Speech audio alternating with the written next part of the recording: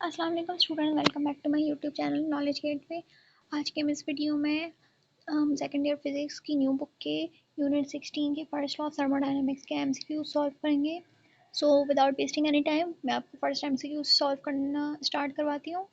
So let's begin with the first one. ये रहा हमारा first MCQ. Okay, I hope आप लोगों को दिख रहा होगा।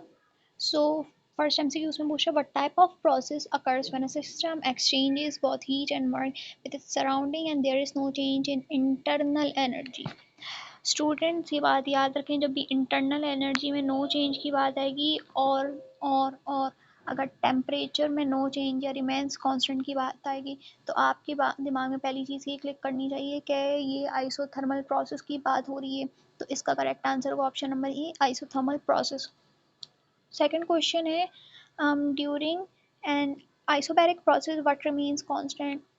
वन थिंग मोर स्टूडेंट, अगर आइसोबैरिक प्रोसेस की बात की जाएगी, आइसोबैरिक प्रोसेस वो प्रोसेस होता है जिसमें हमारे पास प्रेशर कांस्टेंट रहता है।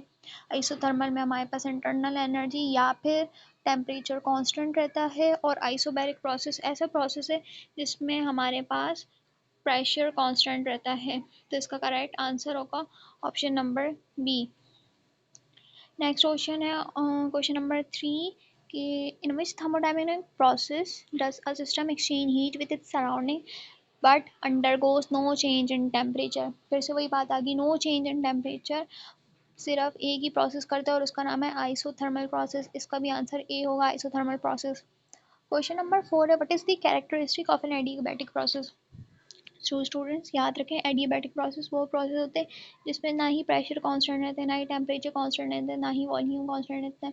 बट द थिंग इज इसमें हीट को हम एक्सचेंज नहीं कर सकते, ना ही सिस्टम के बाहर जा सकती है ना ही सिस्टम के अंदर आ सकती है। तो इसका करेक्ट आंसर होगा option number B, no heat exchange with the surroundings. Question number 5 है in an isochoric process what is the primary feature.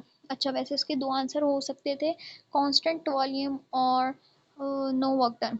आप सब सोच रहे होंगे मैंने कांस्टेंट वॉल्यूम क्यों नहीं बोला। So think is